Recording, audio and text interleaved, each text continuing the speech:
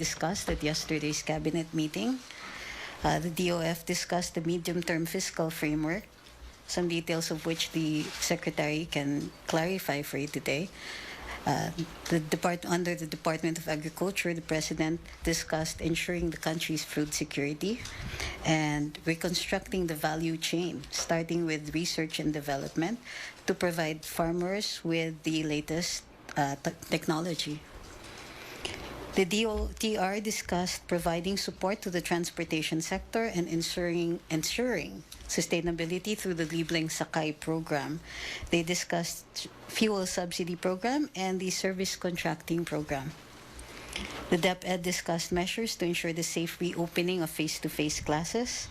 And the DICT discussed the Philippine digitalization situation, and they addressed digital inequalities and low digital competencies. So the details of which should be discussed by the cabinet members themselves. They will make their own releases or will address you directly at a later date. So we just discussed with you the topics so you're aware of what happened at the cabinet meeting yesterday. Now, in relation to the President's remarks and his manifestations before the media right after the cabinet meeting, we have Secretary Ben Jokno of the Department of Finance to expound and to clarify some matters that the President had discussed yesterday. Ladies and gentlemen, the Secretary of Finance.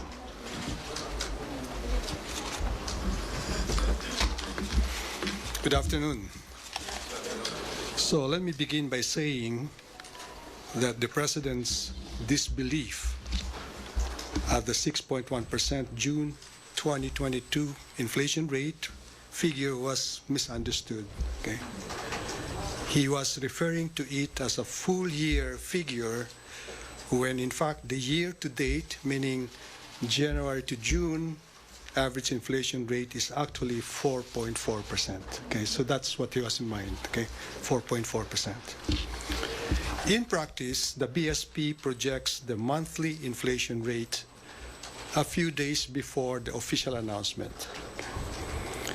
The inflation rate of 6.1% for June 2022 is within the BSP's forecast range of 5.7 to 6.5% for the month.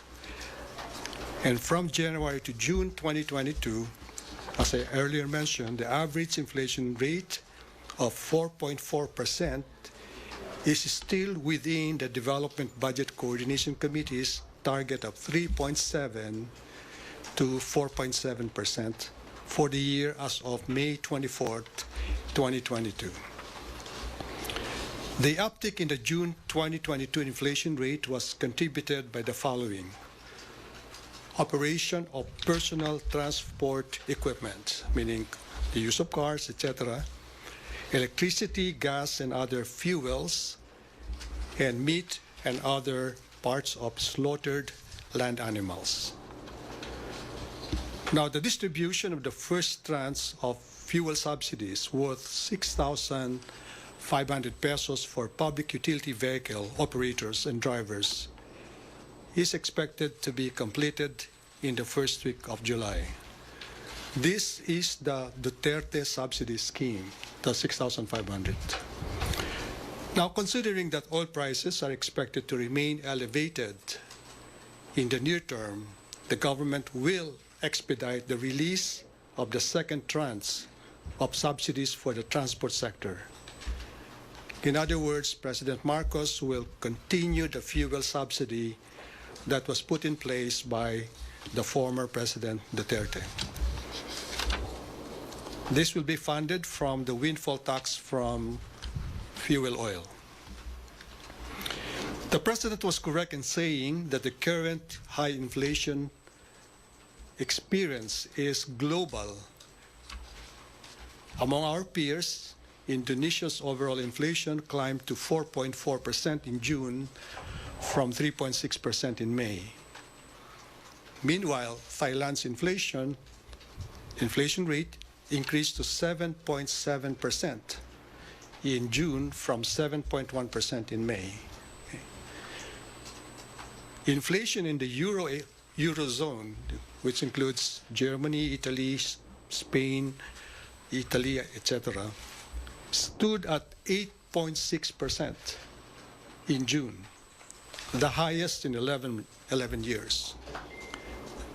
And meanwhile, in the U.S., inflation rate reached a 40-year high of 8.6%. Rest assured, the recent acceleration of inflation will be arrested by the government through addressing constraints in the food, energy, and transportation and logistics sectors. Thank you. I'm now ready to answer your questions. Thank you, Secretary Drocno. Ang una pong magtatanong ay si Sam Medinilla ng Business Mirror. Ang tanong po niya, what measures will the government be implementing to curb inflation, which has already hit 6.1% in June? What kind of relief will the government provide to cushion the impact of rising consumer prices? So as I said, inflation is driven mainly by the elevated world price of oil. Okay, it affected the whole world. Okay, now the measure that we will do is we will continue the grant of the fuel subsidy to the affected parties, right? Like the drivers, the farmers, and the fisher folks. Okay. The other measure is that we will continue the importation of products which are in short supply, okay, as has been done before. And of course, we will try to improve the transportation and logistics sectors. Another question, sir, from Sam Medinilla. Given the latest inflation data, what are the new inflation and GDP growth rate projections of the government for this year? To be accurate, the inflation targets or forecasts are done by the DSP, not by the national government. And we estimate that inflation will remain elevated for the next few months, so that the annual average inflation for this year will be in the neighborhood of 5%.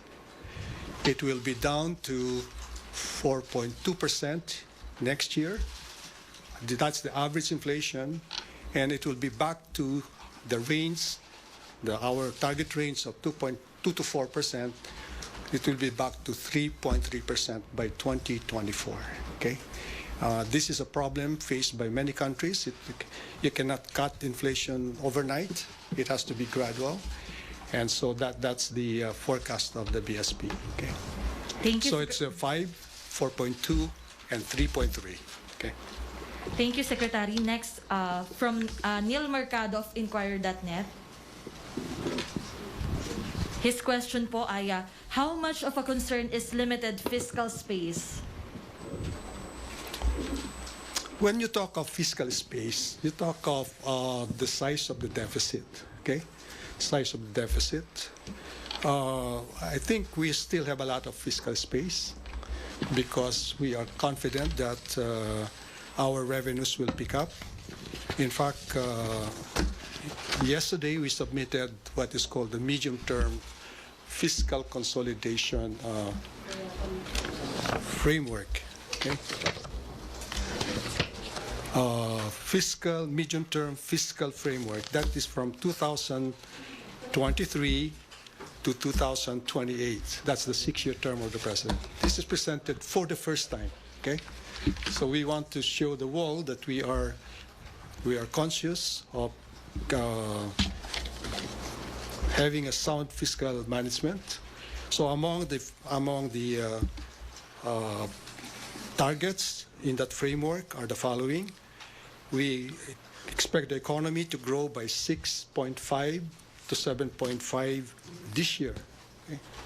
In fact, this is going to be the highest, the consensus is this will be the highest growth rate among all ASEAN plus 3 countries this year and next year.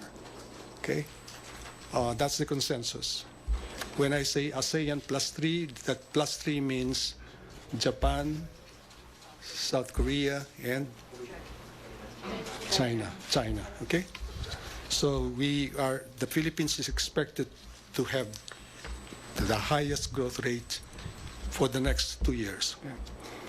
And then it will be followed by a growth rate of 6.5 to 8% from year 2023 to year 2028. Now, we're not only concerned with growth per se, we're also concerned with reducing poverty. Okay? So our target is that by the end of President Marcos's term, poverty incidence will be down to single digit, 9%. Okay?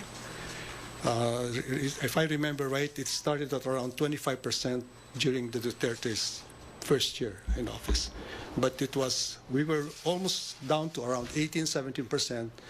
Then the pandemic hit us. Okay? So that there's a slight backsliding. But our target under this framework is that poverty rate will be down to 9% by 2028. Our target on the national government deficit to GDP ratio will be 3% starting 2026, 27, 28. Okay? Now on the debt, national debt, and you keep harping on this, 60%, that's the target. It will be down to 60% by 2025. Okay? Right now it's around 63%. So it will be slowly tapering off to 60% by 2025. And that on the Build program, we are committed to spend some 5 to 6% of GDP for infrastructure annually between 2023 to 2028. Okay? As you know, during the last 50 years before Duterte, the spending on infrastructure was only less than 2%. Okay? And finally, we want to achieve what is called an upper middle income status. So that means that we are shooting for a $4,046 per capita income for Filipinos by the end of the president's term. So those are the main target of this medium-term fiscal framework. I cannot talk in more details because this is supposed to be the president's, he will present this during his SONA, and there he will spell out the specifics on this. Okay? Secretary, maybe it's the same, pero another question from Gil Mercado. When do you plan to release your fiscal consolidation plan? Well, we have discussed it yesterday in the cabinet, and it was approved. This framework, as I said, will set the tone, or will be our say game plan for the next 6 years. And I said this is the first time that this government or any government of the Philippines has presented such a game plan. Okay, so we're not only thinking of a 1-year plan, but it's a 6-year plan on the budget, and the desire is to reduce the deficit, which ballooned during the pandemic to around 9%, deficit to GDP ratio to around 3% by 2025 or 2026. Okay. Okay, Secretary, ang susunod pong magtatanong ay si Let Narciso ng DZRH. Ang tanong po niya, Secretary, sinabi ni PBBM na hahanapan ng pondo para maipagpatuloy ang subsidy sa transport sector. Mayroon na po bang tinitingnan o pinag-aaralan ng gobyerno kung saan maaaring kumuha ng dagdag pondo para magamit dito? Meron ng pagkukunan. Ayun, sinabi ko kanina, yung windfall tax.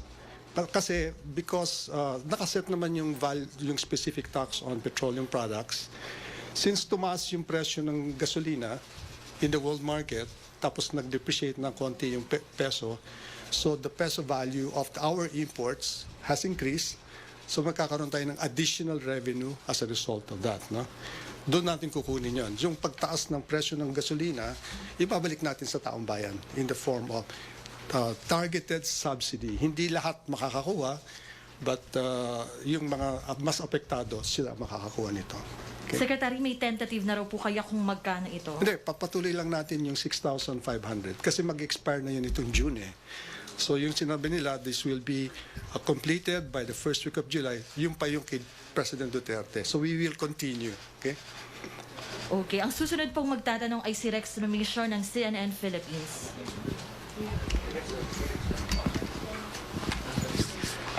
Hi, Sec. Good afternoon. Good afternoon. clarify ko lang, no? So, diba tinigil yung libreng sakay sa MRT? Was it too much ba for government coffers to subsidize MRT free rides? Hindi ko alam na tinigil na ba yan? Yes, according... Since when? July 1. July 1. Okay. Hindi ko alam kung magkano nawala dun sa atin, but I know that we have rehabilitated MRT. As you know, on schedule na siya ngayon, di ba? Hindi nasisira, on schedule. And then, siguro dapat naman magbayad na yung taong bayan dun. But meron siyang pinaplano ngayon na if you're a student, libre na ata yung, kaya lang LRT 2 ata yun, ano? At maybe we might consider it also for all the mass transit system. I don't have the estimate right now. Pero malaking improvement na yung MRT, I know. Nakikita ko talagang regular na yung pagdating na. Tsaka mas madami na sangkaro ngayon, di ba? Hindi na siya nasisira. Okay? Okay, salamat Secretary Jokno. At ngayon naman po mga katanungan para kay Secretary Angeles, Maricel Halili ng TV5. Okay, sa'yo. Tapos na ako. Hello, sir. Kyle Atienzo of Business World here, sir. Sir, my question will be, sir, will the DOF push for the completion of the comprehensive tax reform program? Is the taxation of profitable digital transactions outside the tax net among the priorities of the new admin? And what sectors will benefit the most from the new fiscal plan, sir? Yung tax on digital services, I think it's only fair na dapat itatax natin yon, hindi ba? Kasi kung if you're going to buy it from the regular stores, nagtatax ka, bakit naman pagka digital hindi ka magtatax, no? Di ba? I think in the sense of fairness, dapat magkaroon ng tax. Especially, medyo, if you really think about it, yung mga nakakaangat lang siya nakakakuha ng mga ganyan, digital payment. So on the basis of fairness, I think they should be taxed. No? Now, on the remaining parts of the comprehensive tax reform program na pinush ng Duterte administration, there are 2 remaining packages. I think ang estimate noon is that it's supposed to be revenue neutral, no? Walang additional revenues na makukuha doon, but it will simplify a lot the tax system. So we will push for that, and then we expect that to be approved before the end of the year, and it will be implemented next year. Sir, last question, sir. To cut government spending, is the DOF considering a shift to PPP, sir? Is it supporting a shift to PPP, sir? Public-private partnerships. PPP. In terms of infra development, sir. We will push for PPP. Okay? Kaya naman hindi siya na-push nung time ni Duterte is that when we came in, I'm talking of President Duterte, walang available na mga projects na ready for implementation. Now we are able to develop some 88 or 89 major projects ready to go. Shovel ready na yan. So if there are some private sector interest, we will welcome that. No? And also because we recently approved yung tinatawag na Public Services Act, which means 100% control of foreigners of some industry like telco, tollways, shipping, etc. I think we encourage them to come in, okay, and maybe choose some of those projects or develop their own, and we will welcome the PPP arrangement, not only at the national level, but also at the local level. Kasi there are some local governments, some cities, who have the money to enter into this kind of arrangement. This will help us reduce rather enlarge yung tinatawag na fiscal space. So sa halip na 100% gagastos ng gobyerno, I think only a fraction of thereof will be spent by the government for projects that will benefit the Filipino people. Okay? Yes. Sir, on power hike lang po, mayroon pong Supreme Court ruling allowing Meralco to implement a staggered power rate hike. Napag-usapan po ba ito during cabinet meeting or sa meeting ni PBBM with the economic team? Ano po kanya naging directives? What are the measures to be implemented by the government para naman po maibsan yung mga burden na hinaharap ngayon ng mga consumers? Okay, I'll be frank with you, wala ako sa cabinet meeting kahapon. Okay? So, absent ako. So, hindi ko alam kung hindi pinag-usapan yun. Hindi pinag-usapan yun. How about, sir, sa economic team? Ano yung magiging plan Hindi nyo? namin napag-usapan. But I think kailangan manggagaling ang dapat siguro sa Department of Energy. Unfortunately, wala pa kaming Secretary for Energy. Okay? So, hindi napag-usapan yan. Okay? Okay, just to wrap up, Alexis Romero of Philstar. Clarification For lang, Secretary. Secretary. No? Yung 6.5 to 7.5 growth, it's also for 2023? For 2023, mas mataas pa, 6.5 to 8%. Okay. Mas ambisyoso kami kasi Okay. maraming bagong reforma eh. Mas I may think we optimism. can so yung 6.5 to 7.5 this year, palagay ko medyo conservative pa nga yan eh. Remember, the first quarter is 13.2, no? Second quarter, I would think, will be even higher than the 13.2. Why? Because remember, nagkaroon tayo ng surge noong January 2002, eh, di ba? 2022 pala. Nagkaroon tayo ng surge sa COVID eh. So, 2 months lang yun, yung 13.2. So, mas malakas pa yung, I guess, no? As a former governor of the central bank, ang forecast ko, mga around. Sec, dahil nabanggit niya na rin yung surge, no? Yung economic team ba, will they be adopting the same stance nung Duterte government na hindi na tayo wide-reaching lockdowns? I think no country now will, except maybe China, will go into general lockdowns. No, talagang focused, more focused, and I think we have now graduated from being pandemic to endemic. We have to live with the virus, and kasi most of us are vaccinated anyway, right? Some of our even have boosters, no, third and fourth booster. So the economic team does not prefer yung general?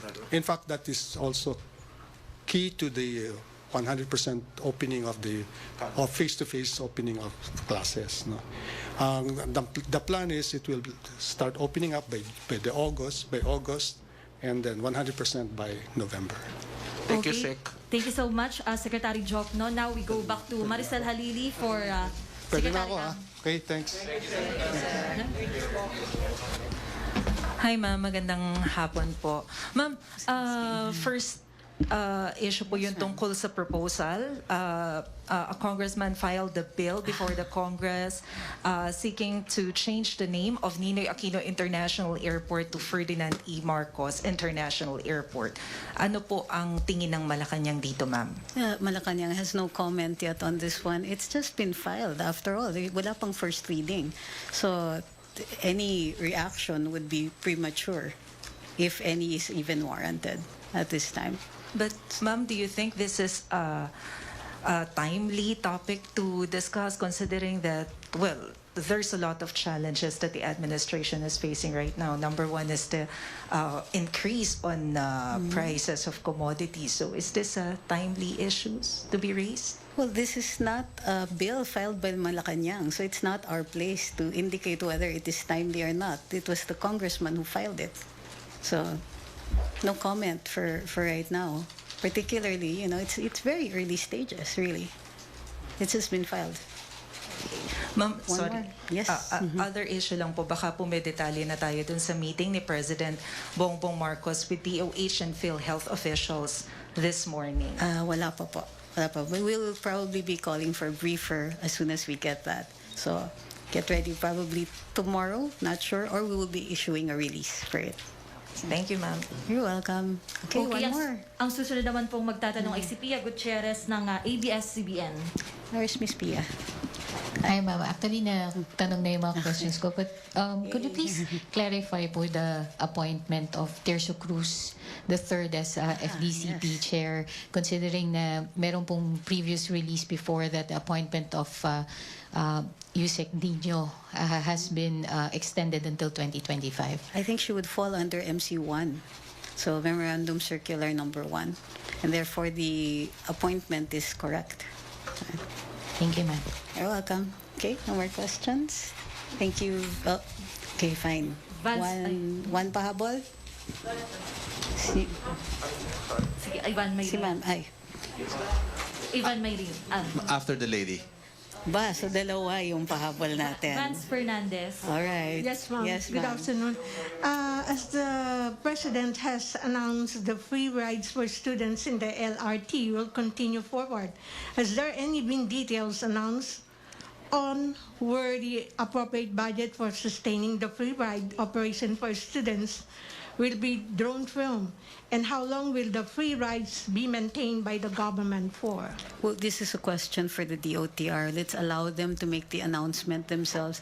This was a proposal. It was made during the cabinet meeting. The president seems to, as he has announced, support it. So let's wait for the DOTR.